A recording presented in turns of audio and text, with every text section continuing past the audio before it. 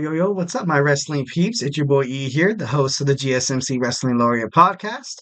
Thank you for tuning into my show, brought to you by the GSMC Sports Network. We have a great show for you today. We're going to start off with a little bit of a, NXT review. What happened was a pretty big Tuesday night for NXT. So we're going to jump into that. We also have AEW Dynamite happening, and we also, have the talk of, we have the buzz of the professional wrestling talk, basically, the scope. Tonight, I guess AEW is planning to air footage of CM Punk feuding with another superstar that ultimately led to him getting fired, which is kind of controversial because CM Punk is now a really highly paid WWE superstar. So that should be interesting to dive into. And just kind of capping it all off, the last two segments, we're going to talk about AEW and their declining viewership, as well as the kind of like a downward spiral for the promotion. Like, I hope it doesn't go away. That's not my wish. And, of course, I'm like at first I was a WWE/WWF fan, but I like AEW. I like WCW. I think competition makes you better. It puts out a better product. It kind of strives you to kind of, deep into your bag of creativity and kind of produce something that's good for the crowd. So, I'm hoping that that really works out for AEW. Then we're gonna finish it off. If the worst comes worse, if somehow AEW kind of goes under, they have the WWE to kind of go to, and with the upcoming WWE Draft, I'm gonna kind of go through some AEW / Ring of Honor / Impact Wrestling stars that could probably make a pretty good killing in the WWE with my pass or draft segment. So before we get into it, we get a number of viewers. Get a number of questions from the viewers that come in during the show. So to ensure that your question gets read on air, I ask you to use the tips or donations link at the gsmcpodcast.net with your questions. This puts your questions up on top so that I can see it. We can have a nice little back and forth conversation. Last time I had a podcast, I had somebody comment on, how Nathan Fraser of NXT kind of reminds him of Seth Rollins, and we talked about that. I talked about that, and obviously, I hope he was on the other side of it. But it was really super cool. I really love it when fans reach out and stuff like that. Like, that's dope. Like, that's super dope. And, it really helps the show, guys. A positive review can go a long way. Kind gestures lead to other kind gestures, and all in all, make the world a way better place. So, it really helps the show, guys. Peace, love, and positivity, baby. Again, the link is the gsmcpodcast.net. So, all right, let's go ahead and get on into it. We're going to go ahead and talk about our first segment, which is WWE NXT review. All in all, it was a pretty dope show. It was pretty cool, especially as a wrestling fan. Like, I liked it because of uh, you know they're kind of like the backbone of what WWE is kind of going to be. It's kind of like the reason why, if you're a college student, you apply to FAFSA and you get grants for your education. It's because they invest in you. They think that, like, pretty soon, obviously, the guys, higher ups and everybody, from CEOs to like employers at like at a Jack in the Box, or et cetera, et cetera. You're kind of like the future of what this country's going to be, going to rely on, and so that's why they want people to be educated. That's why they want to offer people, a chance at equality in terms of education, or equity. But all in all, this is kind of what NXT is. NXT is the future of the WWE, and I'm with it. A lot of good superstars. So WWE NXT kicked off with Roxanne Perez introducing herself as the new WWE Women's NXT Championship. She's kind of gone over, the cliff, so to speak. She is so heel right now. She's absolutely turning heel, and I believe she already demanded well, not demanded, but she already, let the people know that she is eligible for the WWE Draft coming up on the this month on the 26th and the 29th. So it's going to be interesting to see what she does with the title, which was kind of like what this episode of WWE NXT was kind of profound on. She kind of hinted at relinquishing the title, saying that no women in WWE NXT could possibly dethrone her or take the title away from her.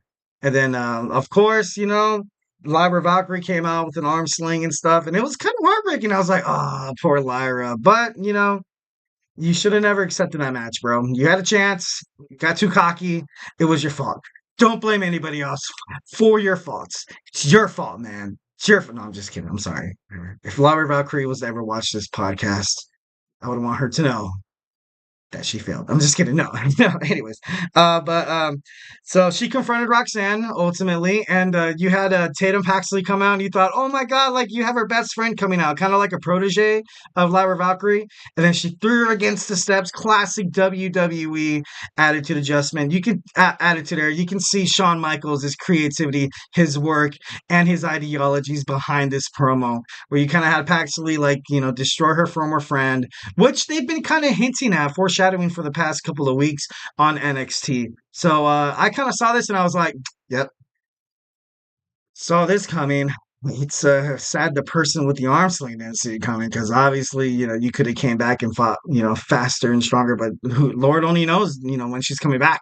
But, well, despite ripping on Lyra Valkyrie and her, misconnection and just kind of failing to engage the situation, especially when, obviously if you're hurt, kind of like what Seth Rollins did. What Seth Rollins did, he accepted a match, a grueling tag team match with The Rock and Roman Reigns. He teamed with Cody Rhodes, but ultimately, like, bro, you put that much strenuous on yourself, like, and then you have to defend your championship the next night, dude. Guess what? Not gonna happen.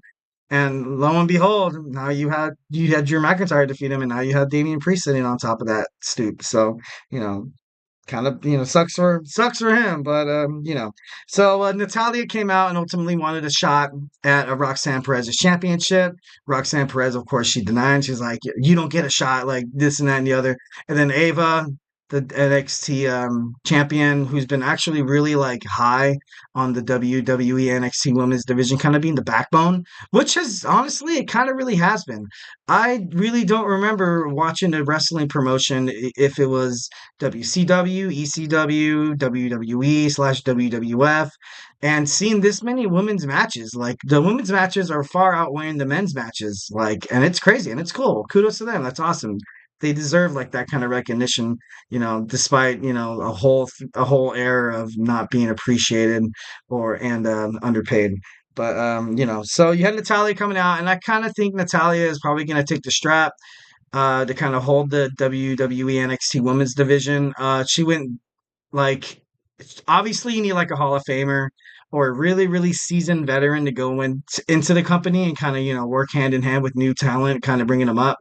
Kind of like what I can imagine, like Shawn and Triple H talking to Natalya, obviously part of the Hart Foundation, the Hart family, and being like, look, like, you kind of need to, you want the moment to shine. This is your time to shine. Like, you can help younger superstars, come up through the company, and forever you will be known as like the best women trainer like ever. And she can get inducted into the Hall of Fame. She's probably already in in talks of being uh, officially inducted into the Hall of Fame, probably within the next couple of years. So that's exciting for Natalya. And then you had Javon Evans, a 19-year-old high-flying guy who has been shocking the world of NXT. I can see him challenging. Oh, but that Obafemi, man, that guy, you can't just beat that guy. Like, I don't know if he's going to be into. I think WWE Speed, which airs exclusively on X. I believe it's you have the WWE NXT, WWE Raw, WWE SmackDown, kind of all mixed into one. You kind of have all these high flyers. So maybe he'll make a killing in that. I believe he'll make a killing in that. Absolutely. Like, you have obviously my pick to be the champion is Ricochet, but this young guy, man, he's only 19 years old. That's insane. And he's like stepping up to the pressure. He's killing it, and he's leaving Jaws down to the floor as he picks up his win week after week. So, good for Evans there.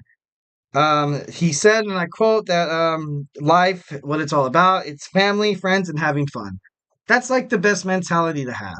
If you're ever stressed out at work, or if you're ever like, stuck in one of those binds, or if you had like, I don't know, because life happens. Life happens. You go through these trials. And what you kind of reflect on, kind of what you put your backbone on is friends and family, and then you kind of just try to take life one day at a time. Of course, you want to get the most fun out of life, but sometimes days are bad, and sometimes it's not fun. But you shouldn't ultimately give up. And I believe like you can see the encouragement and the enthusiasm and the charisma that this guy Evans holds. And you can see it, perpetuated in his matches. So, that's pretty cool. Next, you had Ridge Holland, backstage with a promo saying he regretted attacking Joe Gacy, but everybody in the back, including the LWO, was like, "Oh, we're not buying this apology tour. We're not doing, are you really? Are you really taking a step away from NXT for your family and for your wife and to mitigate any complications in terms of your personal relationships, romantic relationships, et cetera, et cetera?" And he was kind of put on the spot, and I kind of felt bad for Ridge because, like, he closed the the door on the hand of Wild, and I was like, oh my god, like it was one of those things where, like, if you saw it in a movie, you'd be like, man, what a jerk. But in reality, you're like, damn, like who know? He came back and he was like, oh my god, like why does this keep happening? Like, but all in all, I think that I'm glad to see Rich Holland back on NXT. At first, I was kind of afraid of him like really having troubles at home and stuff like that. Right now, I'm kind of believe like not not completely.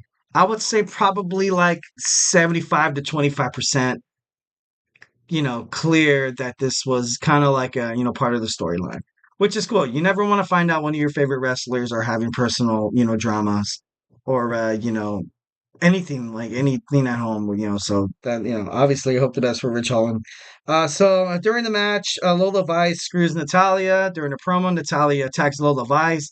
Lola Vice says that, you can't wait for your opportunity. You kind of have to do it yourself, and she did that. She was able to do that. She was able to attack Natalia, kind of not inserting herself into the NXT Women's World Championship title picture just yet, but I don't know if anything's gonna do it. It's gonna be this. Imagine a triple threat match or a fatal four-way match, including Roxanne Perez, Valkyrie, Natalia, and Lola Vice for that championship before the draft. So, it should be interesting to find out when it comes to that. You had the North Quarter Catch crew against the family, the Don, Tony D'Angelo, ultimately coming up short at NXT Stand and Deliver. Couldn't fend off the Dragon, Ilya Dragunov, but ultimately, I think that WWE NXT should kind of continue promoting this family, this Italian like kind of it's entertaining. Absolutely, it's entertaining as to watch as a fan. I can imagine like any Italians out there that are like, oh, it's cool, like you kind of see like your culture on screen kind of thing like that. Like I know like it might be like stereotypical and stuff like that. But hey, I think WWE's trying to like bring in like new fans or something like that. So, obviously, I hope nobody is offended by those stereotypes you see on the NXT, um, week after week. But I don't know. I think it's pretty. I like the D'Angelo family kind of doing what they're doing, and I can see them prosper in NXT from this moment forward. So should be pretty cool. Next, you had Ivar challenge Obafemi for the WWE NXT North American Championship. This was kind of cool because you kind of saw Ivar like kind of come out of being the Viking Raider and kind of showing his mic skills a little bit because you never really see him talking. He's coming to the ring with Valhalla. He always had his boy Eric, and you kind of see him kind of being sprouted out officially as a singles wrestler. Like I know like he's been wrestling singles wrestling for a long time, but he's always kind of came out as like the Viking Raiders with Valhalla, and it was more or less kind of like, oh, Ivar's forced to fight alone because he lost his tag team partner due to injury. Him coming out kind of right now, you kind of now you're kind of forced to acknowledge him as a singles competitor, let alone him coming down from WWE Raw to the NXT brand. So he's for a big guy, he can move. He can move. He's kind of like that Samoa Joe kind of thing. He's kind of like that like even Umaga could run. Like Rikishi was fast too. Like all these guys, although they may be big, these guys are faster than the speed of light, man. So don't underestimate them. I can imagine, I can see Ivar picking up the victory and finally to be the one to dethrone Obafemi. So, I'm super excited to see what they do with that. Next, you had Nathan Fraser and Axiom with their backs against the wall, were forced to split up if they did not win tonight against the Wolf Dogs. Ultimately, they did. And that's huge. That's absolutely huge for Axiom and Frazier, and also for the Wolf Dogs, Baron Corbin and Braun Breaker, because this kind of I don't know if they're going to be I don't know if they're going to be consumed by the draft and be drafted to Raw or SmackDown as singles competitors, which I would love, or they take the WWE Raw or SmackDown tag team division by storm and stay tag teams as they get drafted, which would be absolutely awesome. So, honestly, I thought this was a good move by WWE Creative, and I think it's just going to get better from here on out. But ultimately, the final testament came out at the end of the match. You saw Karrion Kross with Scarlett, and then you had AOP, make their debut back to WWE NXT, where they absolutely killed it for the longest time. And, attack Nathan Frazier and Axiom, kind of signifying that they're going to be the ones to, challenge for the NXT World Tag Team Championships next. So, and if to kick it up to, end this segment all off, we got Trick Williams. He did a promo where he challenged Ilya Dragunov for the WWE NXT World Championship. Dragunov agreed. Well, at first he disagreed. And then he agreed, saying that if Trick Williams can't beat him at during the title match, he has to, he's out of WWE NXT. And ultimately, Trick Williams was like, well, obviously, if I can't beat you, I can't beat the best, so I don't deserve to be at WWE NXT. And they shook hands, and I think Carmelo Hayes came out, and he, of course, that snake. But no, no, he came out and he attacked Trick Williams. Trick Williams, this episode of WWE NXT, wasn't able to whoop that trick. But, I believe ultimately that he will defeat Carmelo Hayes, because Carmelo Hayes challenged him to a cage match, I believe. Don't quote me on that. But, and obviously Ilya is trying to kind of beat him down, kind of get him nice and soft. So, he loses, and Trick Williams is never going to be able to fight in WWE NXT again. But ultimately, like I said, Dragunov is coming to the main brand, Raw or SmackDown, during the draft in 2 weeks. So why not have Trick Williams win the championship? Trick Williams is electric. I love Trick Williams. He's really over with the fans right now. Obviously, if I'm like totally talking about him right now, he must be a big deal, right? No, I'm just kidding. But no, he's really talented. He's really athletic, and he has what it takes to support a brand like WWE NXT. So, I see big things for Trick Williams coming up. All right, moving on. Our next segment, we're going to talk about AEW Dynamite, just a couple of the matches, and kind of like the drama that's going on in the professional wrestling world about them airing CM Punk's brawl, which ultimately caused them to get fired. So hey, let's dive on into it. I feel like I'm losing my mind. Is everybody in the world blind? Please, Lord, give me a sign, a sign. I feel like I'm losing my mind. Is everybody in the world blind? Please, Lord, give me a sign, a sign. I wanna be the greatest. Everybody on the fake shit. I look around and feel like everybody is the fakest. I make this every day and I'm impatient, hoping one day I blow up from the basement. Statement, the top is so vacant. I don't hear shit that I think is amazing. Waiting for my day when I'm playing sold out shows for 1,000 faces. Hey, give me that crown, get in my way and to be put down. It ain't your place, all this my town. If I want that shit, then I'll get it right now. I'm losing it, the noose it fits. I'm losing shit, a stupid myth. You choose to live or choose to dip. You choose to fight or lose your grip and lose a gift. I feel like I'm losing my mind. Is everybody in the world blind? Please, Lord, give me a sign, a sign. I feel like I'm losing my mind. Is everybody in the world blind?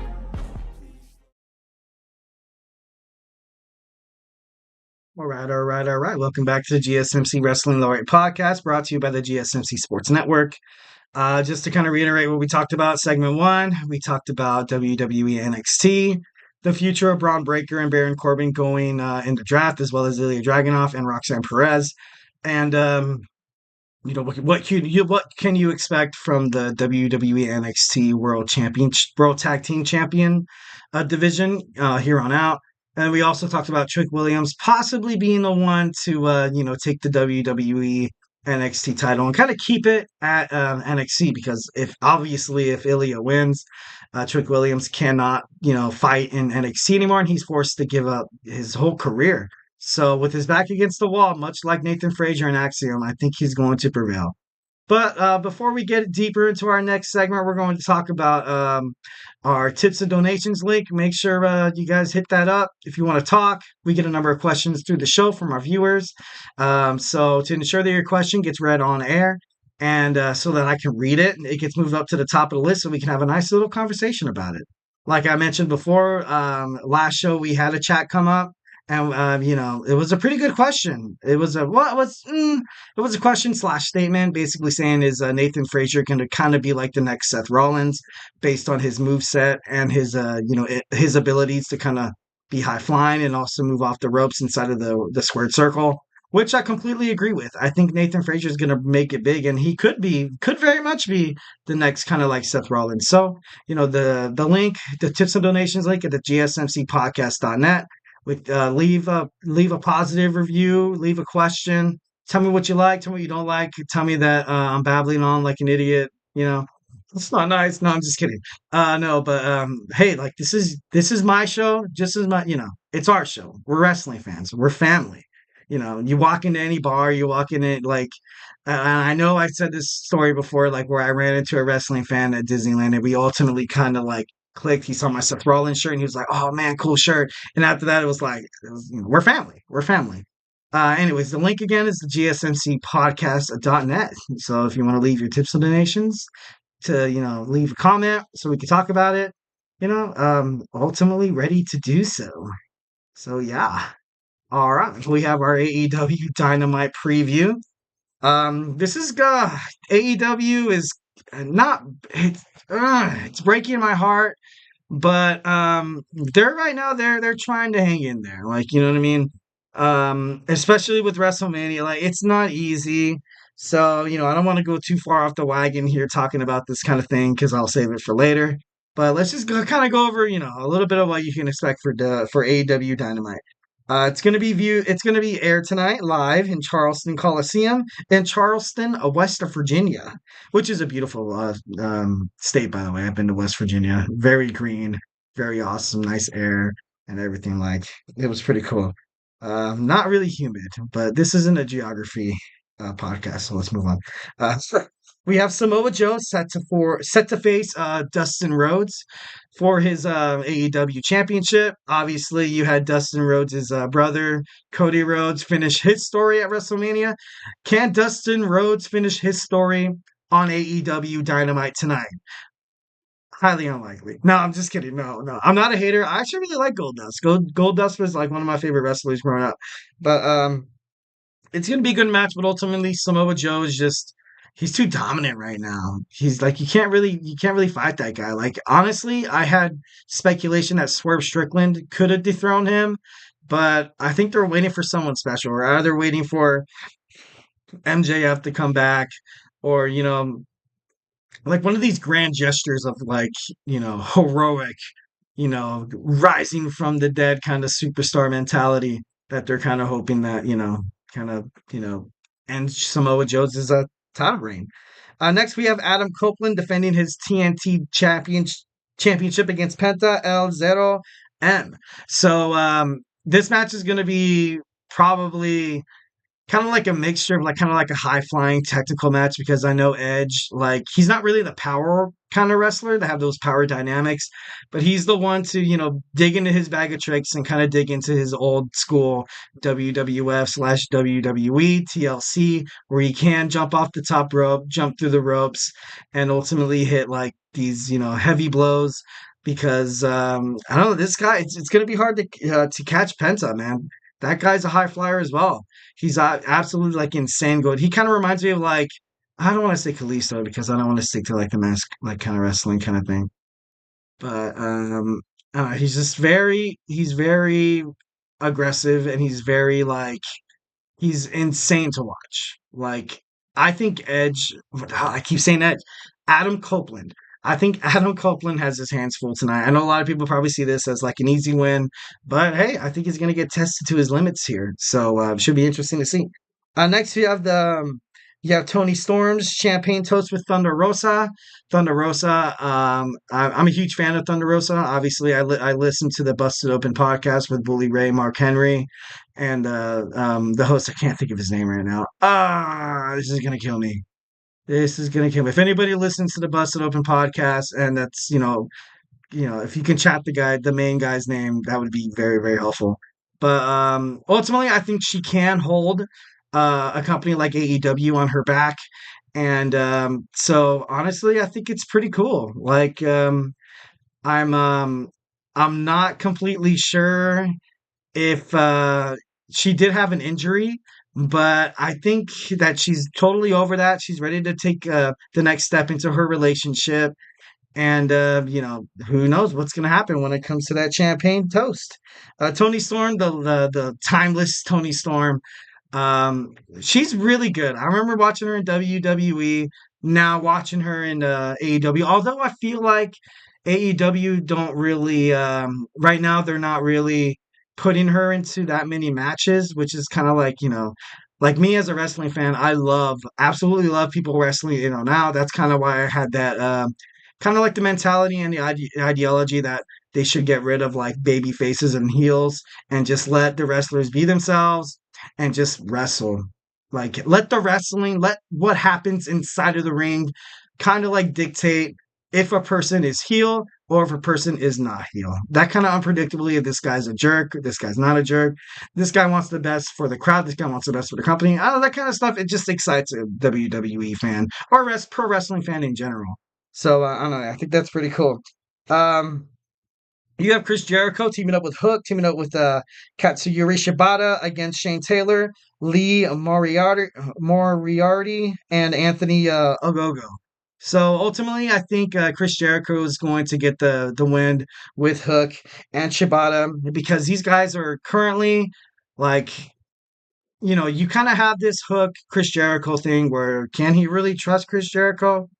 Despite everything Chris Jericho has done in AEW, what he's done in WWF, WWE, WCW, Chris Jericho has always he has the modus apparatus of someone that's really gonna, stab a knife in your back and kind of watch you fall and take advantage of you. Obviously, Hook is the FTW AEW champion, so I don't know if he's gonna go after that, but I don't know. I'm hooked.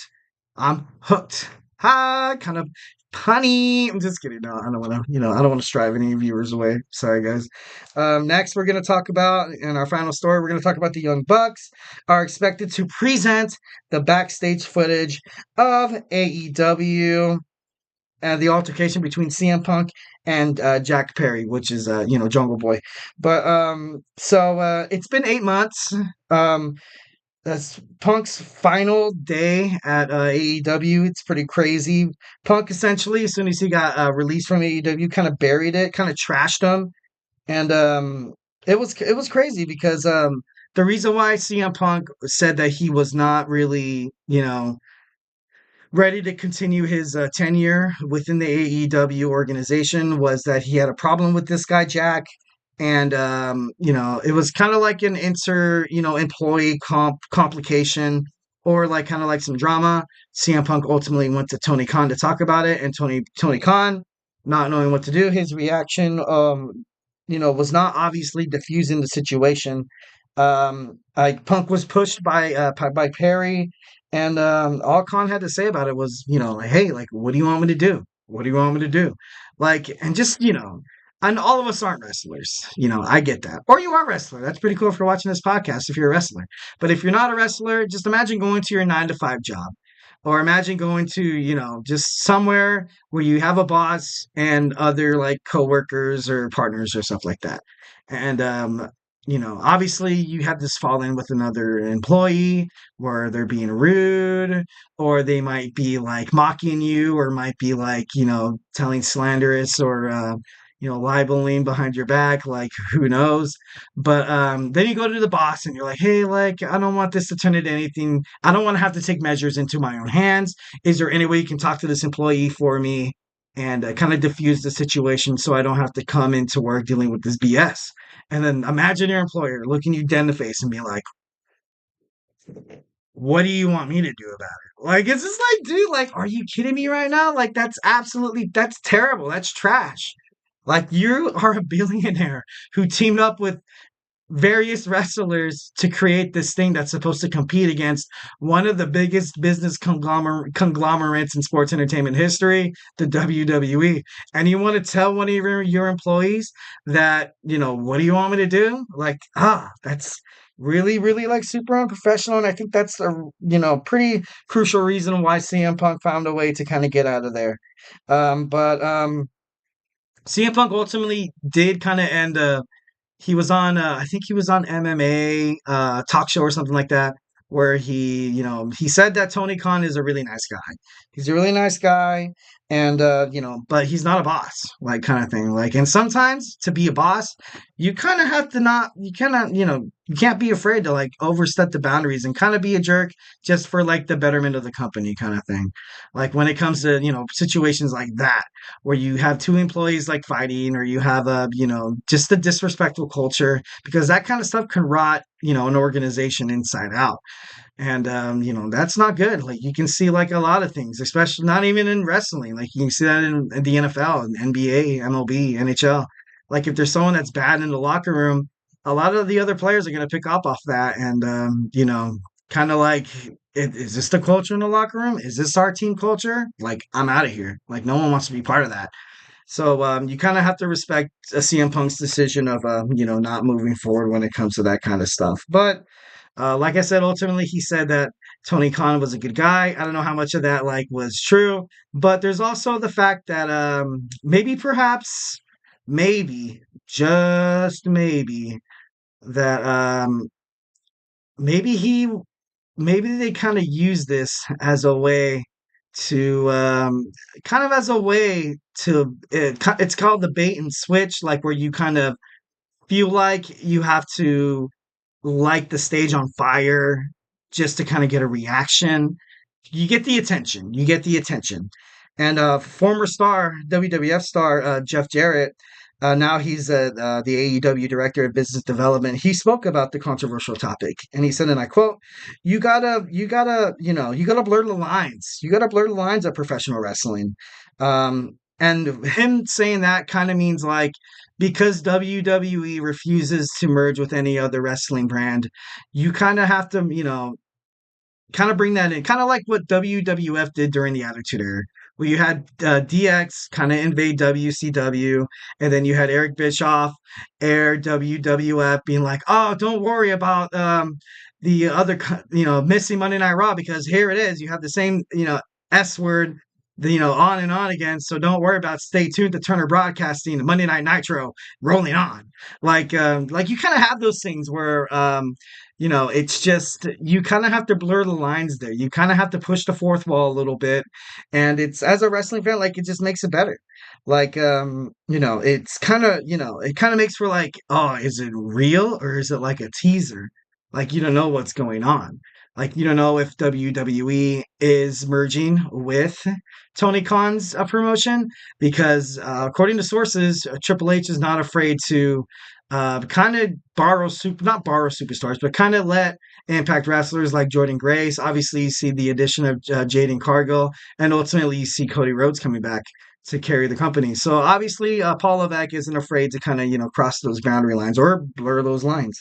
So honestly, I think it's what WWE, or what professional wrestling creative does, is try to kind of confuse fantasy with reality, which is kind of a huge reason why people love professional wrestling. I know for me, that's the reason why I love professional wrestling, is because sometimes you're like, I don't know what's gonna happen. Like, I don't know if this is real. Like with the whole Rock and Cody Rhodes thing, like making them bleed. Like, I was like, oh my god, like, these guys hate each other. But ultimately, usually they have that, for the entertainment factor. But it's cool to ponder about it. Jeff Jarrett also said, obviously, the whole world is talking about WrestleMania and the WWE, which is right. Honestly, like AEW struggling numbers has a lot to do with WrestleMania, the WrestleMania season coming into effect. And it's not easy to compete with. So laying down a bombshell like this about how AEW and the Young Bucks or the Elite may or may not be trashing CM Punk on our brand, it brings a rise out of professional wrestling fans, which ultimately gets them viewers. So, you can't really argue about the thing about that. But kind of going back to and kind of capping this thing off, but talking about just Triple H and the possibility of with a merge with AEW or with AEW superstars officially coming over to WWE due to lack of representation through executive officers or people within the organization concerned about maybe they can't hold the company. Like, why do I want to keep sinking in my talent, my years, my chances of getting hurt? Which, obviously if the wrestler gets hurt and he's not able to compete in the ring again, what do? Do you switch to this 9-to-5 job? Flipping hamburgers or pushing carts. If a person is willing to put their whole body on the line, they want to make the best out of the situation they have with bigger contracts and something that's absolutely stable, which is relative to any sports star playing in the NBA, NFL, basically anything involved with sports and your body. So just kind of cap it all off just to let you know that Keith Lee was seen at the WWE Hall of Fame, which is pretty crazy. Also, you have Matt Cardona kind of connected to the WWE through his wife, Chelsea Green. Not Chelsea Gray. Who's Chelsea Gray? Maybe it is Chelsea Gray. I don't know. But I'm sorry. And then you also had Aleister Black. I don't know if he's still dating Zelina Vega or not. MJF is great friends with Cody Rhodes. Paul White and Billy Gunn, obviously they are WWE Hall of Famers. They can definitely be in contact with Triple H. And you have Dustin Rhodes, brother of Cody Rhodes. You have Sting also in the WWE Hall of Fame. Mark Henry connected to wrestling just in general. So I don't know. This makes you think that if these former if these former WWE superstars / WWF really they joined the creative AEW for a reason. And I think once when Vince kind of had his allegations and kind of bounced out of the WWE, I think they were able to kind of have a better show with AEW. They were way better as soon as they first started because Paul White, Mark Henry, former WWE execs like Billy Gunn and Jeff Jarrett, they all knew how Vince McMahon ran the WWE. So they kind of knew what to expect from their competitor. But he's out, Triple H is in. You don't necessarily know what Paul Levesque is going to do, which is why I feel like the creative in AEW is kind of at a standstill. They're like, oh shit, oh snot, there's this guy it's totally fresh, totally hot out the wagon. What do we do? What do we do? And as opposed to back in the day where Paul White and wrestlers that joined AEW or WCW were like, yeah, let's trash Vince.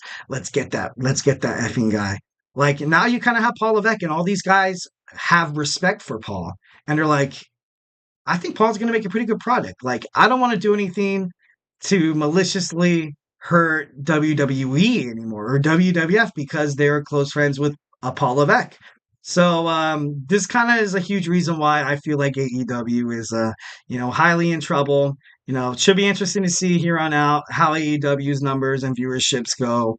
But ultimately, I think, I think they might be in a little bit of trouble, which is going to segue into our next segment. Is AEW fading? I know people, if you're watching right now and you feel like I'm picking on AEW, I'm not. I love AEW, like I said before, and obviously I wanted to stick around. So you stick around.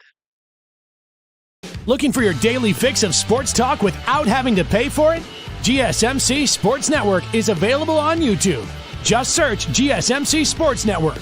Get your fix of daily sports talk shows on YouTube, absolutely free. NFL, college football, NBA, MLB, MMA, UFC, fantasy football, and so much more. GSMC Sports Network has shows running all day long, with new sports shows starting every 2 hours. Just like on your favorite cable sports channel, except GSMC Sports Network is absolutely free. Just search GSMC Sports Network on YouTube to catch one of your new favorite shows, like the GSMC College Football Podcast, Chip Shot Football Podcast, Hoops and Heels Women's Sports Podcast, GSMC Basketball Podcast, and so many more. Check it out for yourself. GSMC Sports Network, now available on YouTube absolutely free. Search GSMC Sports Network on YouTube right now.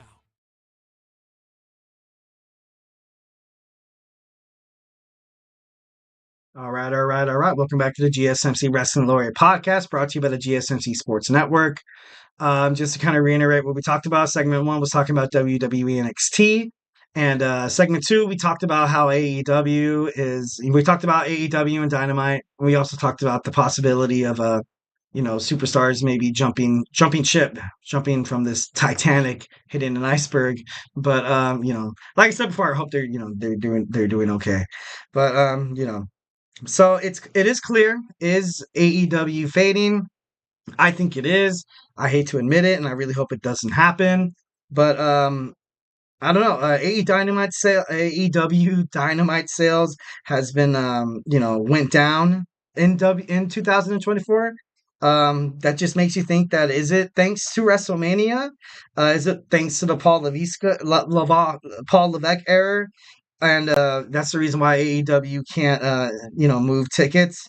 So I don't know. That's pretty crazy. Like, you have to really respect AEW. Because AEW got off to a hot start back in 2000, and I think they got a hot start in 2020 because it was just the same product going on with WWE, but it was kind of like just like a change, kind of like something. And I know that because I watch wrestling, night in and night out. I was like, oh, okay, here we are. It's predictable, and it was like something hot and something fresh that wrestling fans desperately needed. They desperately needed AEW, and WWE desperately needed AEW to kind of get their head out of their ass and be like, look, like something needs to change here.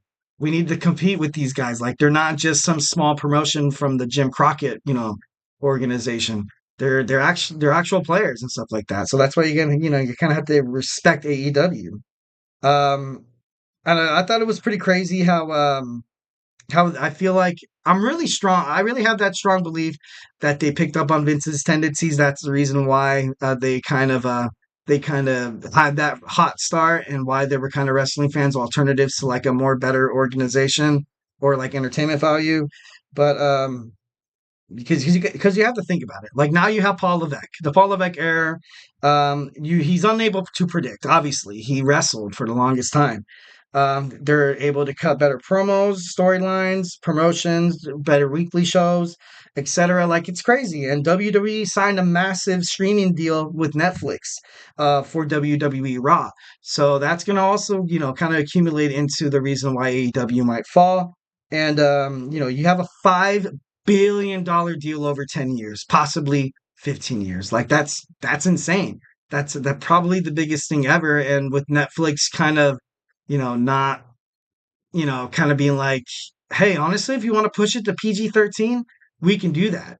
And Netflix, one thing I give really, real quick, one thing I really give props to Netflix is that their ability to kind of center around not just high-end box office like Hollywood movies.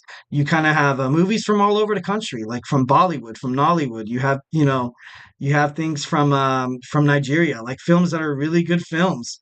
And a lot of people just be like, oh, I just want to see like things you see in movie theaters and stuff like that. But just give it a shot. Like, I took a cinema class in college, and I was not forced.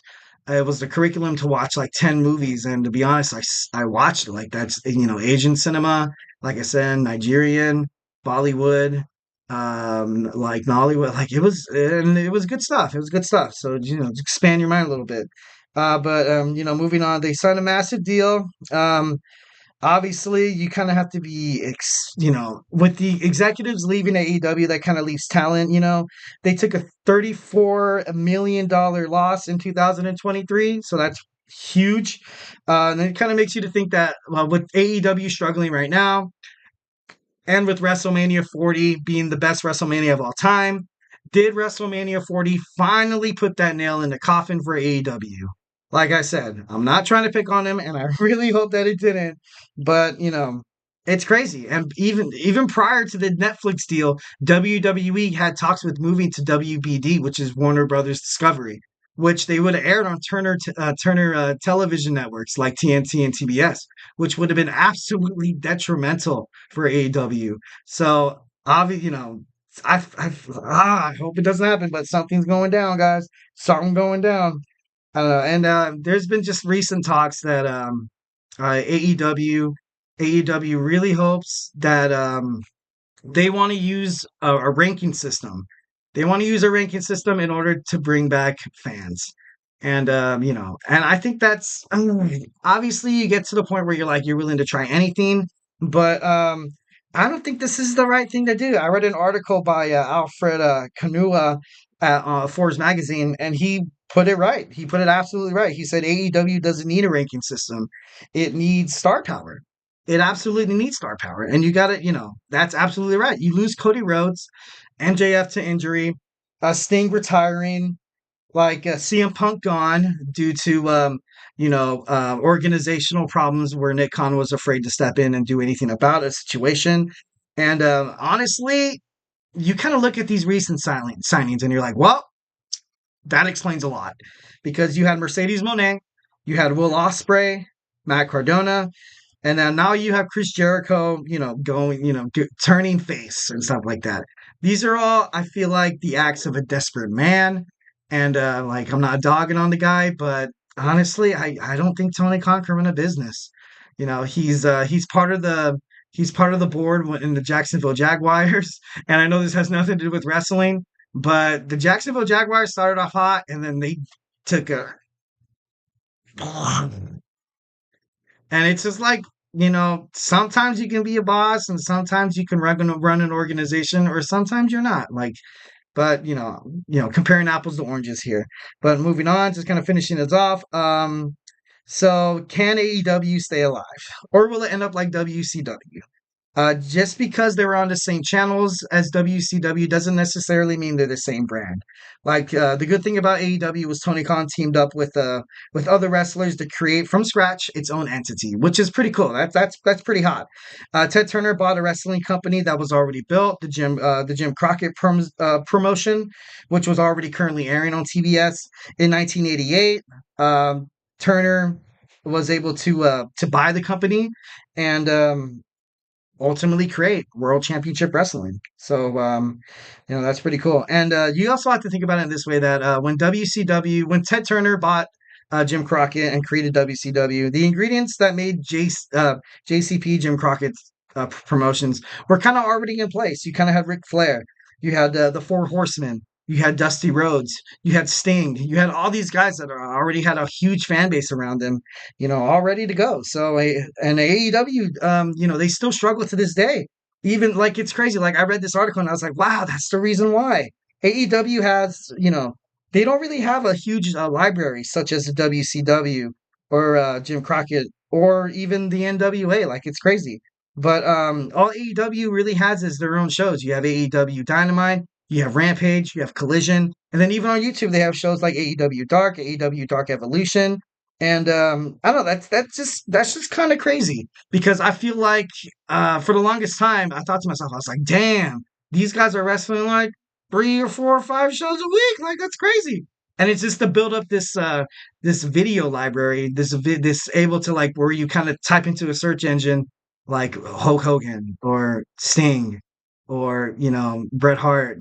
And you just have all these things pop up, and it's just to kind of put your name synonymous with the most searched wrestler, which is why they got Mercedes Moné, Will Ospreay, and et cetera, Bryan Danielson and CM Punk.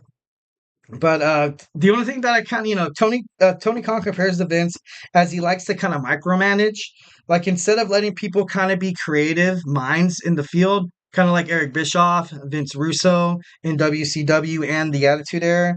And it just kind of leads to the demise of organizations. Like, look at the Dallas Cowboys. A lot of people believe that the Dallas Cowboys aren't a good franchise, and they are on the teeter, they're on the balance beam of going over because Jerry Jones is constantly micromanaging. He's like you see the guy in press conferences. Like, do they interview Mike McCarthy after a loss?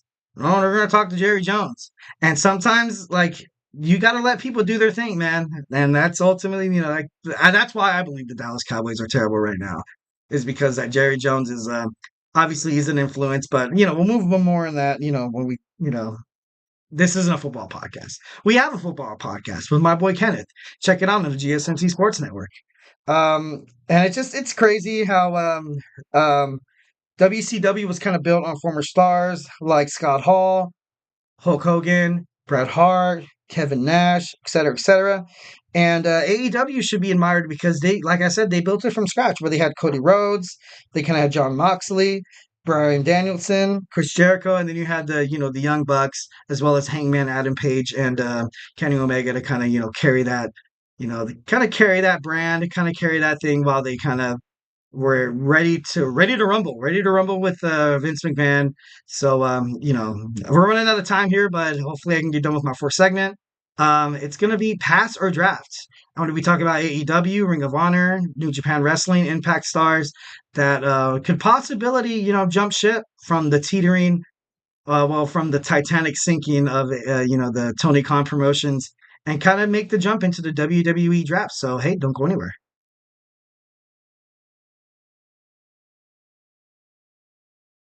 For the best and latest podcasts available anywhere, go to the podcast app on your cell phone and type in GSMC to access free content-rich podcasts on health and wellness, book reviews, sports, entertainment, relationships, social media, movies, technology, finance, and even weird news. Subscribe and download the GSMC Podcast Network's family of shows, available everywhere podcasts are found.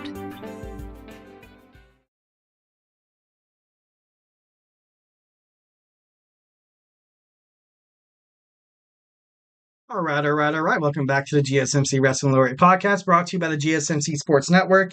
Just kind of reflect on what we talked about. We had our segment 1 about WWE NXT review. We had our segment 2 about AEW preview, what's going to happen with the whole CM Punk thing. And we had our segment 3 talking about is AEW fading and kind of like their comparisons to WCW. So, our fourth segment, we're going to talk about pass or draft. It's kind of a segment that I created. We're going to go through, just in case some crazy stuff happens. And, Tony Khan loses these wrestlers. I just want to see where they would fit with WWE. First, we have, Julia Hart. Like, honestly, I would probably say draft. She would be probably really good in WWE NXT. I can see her kind of killing it there. And, all in all in that. Next, we have Okada. Okada recently, he's the Continental Champion for AEW, defeated Eddie Kingston. Honestly, I would draft him into SmackDown, kind of bring in something like that, maybe have him feud with somebody like Randy Orton, or maybe even challenge Logan Paul for the United States Championship. That'd be pretty, honestly, that'd be pretty dope to watch. This guy's a talented, superstar. He's a talented, he's been in and out of the organization for the longest time, so he has something good. And next we have the Hangman Adam Page. Although I think he'd be really good. I think he should probably stay with like a smaller company. Like, I'm not saying that WWE wouldn't need him. I'm just saying like there's so many because he'd be like a heavyweight title contender.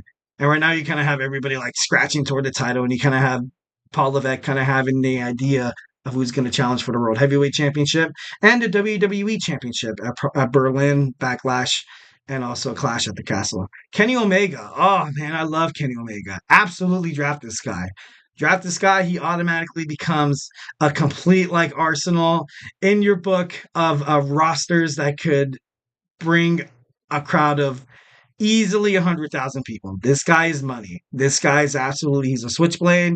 He's a Swiss Army knife. He's like the perfect combination of power, agility, speed, high fly arrow attacks and stuff like that. So I would draft him.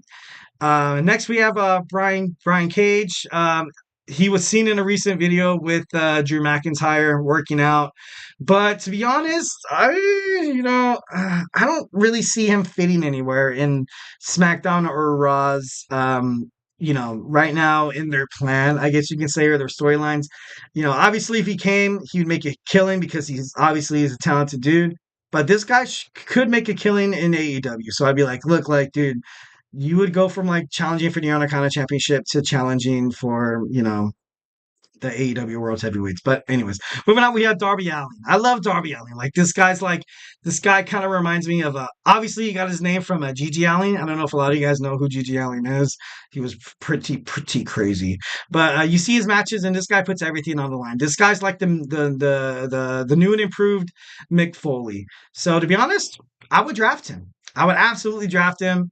We don't have the hardcore division anymore, but I think you can squeeze Darby Allin into any really a storyline. Next, we have Eddie Kingston. Eddie Kingston recently, he's lost his Continental Championship to Okada. He's lost the Ring of Honor Heavyweight Championship to Mark Briscoe. And to be honest, I'd say pass. I give a huge pass. I'm not trying to diss on Eddie, because I believe he's an innovator and he's a scholar. But I don't know. I don't think he has. I don't think WWE really could afford to get this guy. All right. Next you have man, what was this guy's Al? No, not Alex. But anyways, like this guy, he's part of the Bullet Club. And I recently saw. I can't believe I'm spacing on his name. Why am I spacing on his name? But recently he attacked Darby Allin, and I don't know. I don't really see him fitting in WWE because I think what he's doing with the Bullet Club right now, and you kind of need him in those trios matchups. Next we have Mark Briscoe. Mark Briscoe. He's newly the World Ring of Honor champion. He won it at Supercard. I like him. I like him a lot. So I would say draft him, but that's just me and my bias. Would the WWE draft Briscoe? Maybe, maybe not. Maybe you need a crazy, lunatic fringe to replace Dean Ambrose. No, honestly, that would be pretty cool if he would be kind of like the next lunatic fringe, kind of piece of the puzzle. Swerve Strickland. I like watching Swerve. I think he's a talented guy, very dominant. I like his promos. He was I think he was a rapper at one point. He was pretty good. But I'm going to say pass. As much as I would like to say yes, I'm gonna say pass on Swerve. I'm gonna swerve away from the Swerve, but no, not taking away from his talent, and I don't know if he would fit in W. He might be like a judge. Imagine if he joins the Judgment Day. I'm just kidding. No, he wouldn't fit in the Judgment Day. Next, we have MJF. MJF, I think, would be an amazing piece to Cody Rhodes' next story. So I'm gonna say draft. I think Cody Rhodes is gonna get drafted to Monday Night Raw. And I hope that'd be awesome if MJF didn't sign a contract with AEW and ultimately finds himself fighting beside Cody Rhodes, kind of leading into kind of like a feud, not, kind of going into SummerSlam would be pretty awesome. But, all in all, I think I did a podcast about this, a couple weeks ago, and I don't think they're going to really sign MJF. Next, we have Anna Jay. I like Anna Jay. I think she's a talented wrestler. Not really NXT material, but I can see her getting drafted to a Monday Night Raw. Monday Night Raw has Maxine Dupree, Indy Hartwell, and Candice LeRae. So, Anna Jay is levels above those wrestlers. And I'm not trying to be mean. Not trying to be mean. I'm just trying to kind of base it off what I've kind of seen via film kind of thing like that. So, don't be too mad at me. Sheeta right now, she had her, feud with Athena, but she's really good. She's really good. Maybe she can be a piece to Damage Control, and I'm not trying to be stereotypical or, anything like that. But, she was a wrestler that a lot of these girls like Io Sky and Kairi Sane kind of looked up to. Kind of like the newly, Hall of Famer, oh man, Bull Nakano, kind of like one of those things. So that'd be pretty cool. Next, we have Mercedes Martinez. Mercedes Martinez, I picked to win the women's television championship at Ring of Honor. Ultimately, that did not work. but she's a hell of a talent. She's a hell of a talent. She would do really well on SmackDown. I could see, oh my God, I would love to see her fight like Rhea Ripley or Bailey. I think that WWE should draft that girl. Next, we have Willow of Nightingale. Willow of Nightingale, like she's kind of like that. She's kind of like that lovable, that huggable kind of that personality. I like to compare her to Bailey. I kind of see her like kind of like being the Bailey of the AEW. Right now she's kind of she has a really good feud with Mercedes Moné. Well, not feud, but it's kind of like a unspoken like she kind of injured Mercedes Moné, and that was the reason why she kind of was on the shelf for a little while. But honestly, I would pass just because I kind of want to see how that all works out. Next, we have Samoa Joe. Samoa Joe, he's obviously been in WWE before. I would love to see him back. But ultimately, he said the reason why he kind of left was that WWE, ownership was a little wonky and the way they were negotiating his contract. But obviously, it's not like that anymore with the Paul Levesque era. So who knows, like if Samoa Joe will ever come back. But Samoa Joe kind of has this personality of like, you can't really tell me what to do. And that's his person on screen. And that's the reason why people love him. That's the reason why I love him. So yeah, those were the AEW, Ring of Honor, New Japan wrestlers, Impact wrestlers that I would sign to WWE or kindly pass. And like I said, not trying to be mean or anything like that. I'm not trying to say AEW is going under because I really hope it doesn't. But you got to prepare for the worst, man. That's my disaster kit. I'm just kidding. No.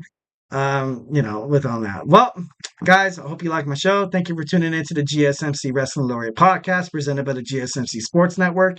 Your support means a lot to us, so please remember to Superman punch that like and subscribe button to the show and leave a positive review here at the GSMC Sports Network. We love peace, love, and positivity, baby. It really does make a difference, guys. I would love to hear you guys talk more than I feel like I'm rambling on. I feel like I haven't stopped talking in like an hour or something like no anyways so we invite you to follow us on Facebook, Twitter /X, on TikTok, Instagram for more content and updates. Remember, if you kind of exploring a little bit of podcasts, we have more podcasts. We have about baseball, football, basketball, just sports in general. We have the Andrew Tate Show, and the GSMC network also has podcasts just about anything that under the sun. We are an entertainment conglomerate that are that loves our viewers. So, just remember, if you're not into sports, and if I didn't make you a wrestling fan by now, you have other options. But stay with me. Stay with me. I'm just kidding. No. Well, I'm not just kidding. No, that I don't want you to stay with me. But I know you guys don't want to hear me sing. One episode I just want to devote to singing karaoke. I'm just kidding. No, anyways. Thank you once again for tuning into the GSMC Wrestling Laureate Podcast, and have a phenomenal day.